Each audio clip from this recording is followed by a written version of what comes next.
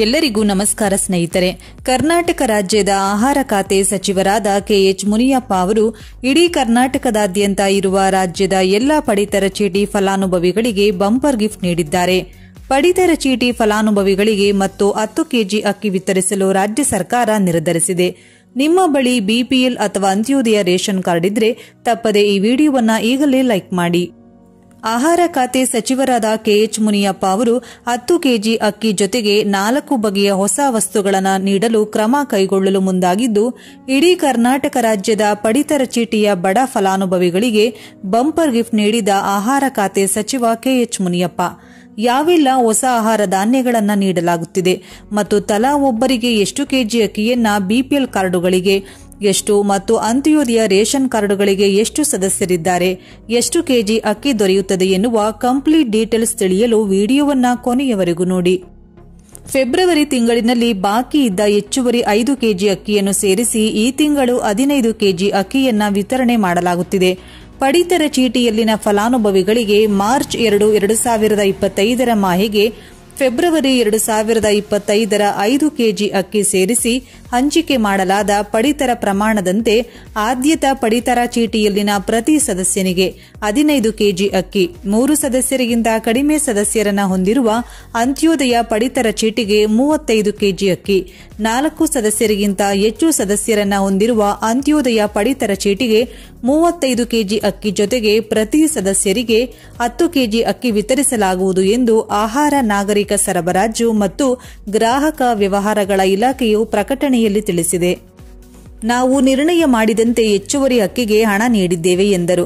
ಆದರೆ ಈ ತಿಂಗಳಿನಿಂದ ಹಣದ ಬದಲು ಅಕ್ಕಿಯನ್ನೇ ನೀಡುವುದಾಗಿ ಘೋಷಣೆ ಮಾಡಲಾಗಿತ್ತು. ಭಾರತ ಸರ್ಕಾರದ ಕೃಷಿ ಸಾಲ ಯೋಜನೆ ಒಂದಾಗಿದೆ. ಇದರ ಉದ್ದೇಶ ರೈತರಿಗೆ ಕಡಿಮೆ ಬಡ್ಡಿ ದರದಲ್ಲಿ ಸಾಲವನ್ನ ನೀಡುವುದು. ಕೇಂದ್ರದ ಬಜೆಟ್ 2025ರಲ್ಲಿ ಕೇಂದ್ರದ ಹಣಕಾಸು ಸಚಿವೆ ನಿರ್ಮಲಾ ಸೀತಾರಾಮನ್ ಅವರು ಕಿಸಾನ್ ಕ್ರೆಡಿಟ್ ಕಾರ್ಡ್ ಮಿತಿಯನ್ನ 3 ಲಕ್ಷದಿಂದ 5 ಲಕ್ಷದವರೆಗೆ ಹೆಚ್ಚಿಸುವುದಾಗಿ ಘೋಷಿಸಿದ್ದಾರೆ. ಯಾವ ರೈತರ ಹೆಸರಿಗೆ ಜಮೀನು ಇರುತ್ತದೆಯೋ ಅಂತಹ ಎಲ್ಲ ರೈತರಿಗೂ ಕೂಡ ಕೇಂದ್ರ ಸರ್ಕಾರದಿಂದ 5 ಲಕ್ಷ ದೊರೆಯುತ್ತದೆ. ಜಮೀನು ಹೊಂದಿರುವ ರೈತರು ಈ ಕಾರ್ಡ್ ಅನ್ನು ಮಾಡಿಸಿಕೊಳ್ಳುವುದು ಕಡ್ಡಾಯ. ಈ ಕಾರ್ಡ್ ಮಾಡಿಸಿಕೊಂಡ ಎಲ್ಲ ರೈತರಿಗೂ ಕೇಂದ್ರ ಸರ್ಕಾರ 5 ಲಕ್ಷ ರೂಪಾಯಿಯನ್ನ ನೀಡುತ್ತಾ ಇದೆ. ಇದನ್ನ ಹೇಗೆ ಪಡೆದುಕೊಳ್ಳಬೇಕು ಮತ್ತು ಯಾವಾಗ ಕೊಡುತ್ತಾರೆ ಎನ್ನುವ ಸಂಪೂರ್ಣ ಮಾಹಿತಿಯನ್ನ ತಿಳಿಯಲು ವಿಡಿಯೋವನ್ನ ಕೊನೆಯವರೆಗೂ ನೋಡಿ. 2024ರವರೆಗೆ ಕಿಸಾನ್ ಕ್ರೆಡಿಟ್ ಕಾರ್ಡ್ ಕೆಸಿಸಿ ಅಡಿ ರೈತರಿಗೆ ಒಟ್ಟು 105 ಲಕ್ಷ ಕೋಟಿ ರೂಪಾಯಿ ಸಾಲವನ್ನು ನೀಡಲಾಗಿದೆ. ಕೇಂದ್ರ ಹಣಕಾಸು ಸಚಿವಾಲಯ ಇತ್ತೀಚೆಗೆ ಹೀಗಂತ ಬಹಿರಂಗಪಡಿಸಿದೆ. ಇದರಿಂದ ಕೃಷಿ ಒಳ ಅರಿವುಗಳನ್ನು ಖರೀದಿಸಬಹುದು, ಜೊತೆಗೆ ರಸಗೊಬ್ಬರ ಮತ್ತು ಕೀಟನಾಶಕಗಳನ್ನು ಖರೀದಿಸಬಹುದು. ಈ ಕಿಸಾನ್ ಕ್ರೆಡಿಟ್ ಕಾರ್ಡ್ಗಳು ರೈತರಿಗೆ ಬಹಳಷ್ಟು ಸಹಾಯಕವಾಗಿದೆ, ಏಕೆಂದರೆ ಅವರು ಹೆಚ್ಚಿನ ಬಡ್ಡಿ ದರದಲ್ಲಿ ಬಡ್ಡಿ ದರದಿಂದ ಸಾಲವನ್ನ ಪಡೆಯುವ ಈ ಕಿಸಾನ್ ಕ್ರೆಡಿಟ್ ಕಾರ್ಡ್ನಿಂದ ಬೆಳೆ ಕೃಷಿಗಾಗಿ ಅಲ್ಪಾವಧಿ ಸಾಲಗಳು, ರೈತರ ಮನೆ ಬಳಕೆಯ ಅಗತ್ಯತೆಗಳು, ಕೃಷಿ ಸಂಬಂಧಿತ ಚಟುವಟಿಕೆಗಳನ್ನು ನಡೆಸಲು ಮತ್ತು ಹೂಡಿಕೆಗಾಗಿ ಹಣವನ್ನ ಎರವಲು ಪಡೆಯಬಹುದು. ಈ ಕಾರ್ಡುಗಳನ್ನು ಯಾರಿಗೆ ನೀಡಲಾಗುತ್ತೆ? ಇದನ್ನು ರೈತರು ಮತ್ತು ಶಿಫಾರಸು ಕೃಷಿಕರಿಗೆ ನೀಡಲಾಗುತ್ತದೆ. ಜೊತೆಗೆ ಬಾಡಿಗೆದಾರರು ಮತ್ತು ಪಾನ್ ಬೆಳೆಗಾರರು ಈ ಕಿಸಾನ್ ಕ್ರೆಡಿಟ್ ಕಾರ್ಡ್ಗಳನ್ನು ಪಡೆಯಬಹುದು. ಕಿಸಾನ್ ಕ್ರೆಡಿಟ್ ಕಾರ್ಡ್ ಮತ್ತು ಸ್ವಸಹಾಯ ಗುಂಪುಗಳು, ಬಾಡಿಗೆದಾರರು ಅಥವಾ ಷೇರುದಾರರು ಸೇರಿದಂತೆ ರೈತರನ್ನ ಒಳಗೊಂಡಿರುವ ಜಂಟಿ ಹೊಣೆಗಾರಿಕೆ ಗುಂಪುಗಳಿಗೆ ಜೆಎಲ್ಜಿಎಸ್ ಕಿಸಾನ್ ಕ್ರೆಡಿಟ್ ಕಾರ್ಡ್ ಯೋಜನೆಗೆ ಅರ್ಜಿ ಸಲ್ಲಿಸಲು ಬಯಸುವ ಬ್ಯಾಂಕಿನ ವೆಬ್ಸೈಟ್ಗೆ ಭೇಟಿ ನೀಡಿ. ಆಯ್ಕೆಗಳ ಪಟ್ಟಿಯಿಂದ ಕಿಸಾನ್ ಕ್ರೆಡಿಟ್ ಕಾರ್ಡ್ ಅನ್ವಯಿಸು ಆಯ್ಕೆ ಮೇಲೆ ಕ್ಲಿಕ್ ಮಾಡಿ.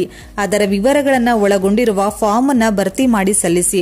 ಹಾಗೆ ಮಾಡಿದ ನಂತರ ನಿಮಗೆ ಅರ್ಜಿ ಉಲ್ಲೇಖ ಸಿಗುತ್ತೆ. ನೀವು ಅರ್ಹರಾಗಿದ್ದರೆ ಬ್ಯಾಂಕ್ 3 ರಿಂದ 4 ದಿನಗಳ ಕೆಲಸಗಳಲ್ಲಿ ನಿಮ್ಮನ್ನ ಸಂಪರ್ಕಿಸುತ್ತದೆ.